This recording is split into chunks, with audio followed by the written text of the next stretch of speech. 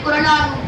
பொருள் பெற யாரையும் புகழாது, போற்றாதாரையும் இகழாது, கொல்லா விரதம் குறியாக, கொள்கை பொய்யா நெறியாக, எல்லா மனிதரும் என்புறவே என்றும் இசைந்திடும் அன்பரமே.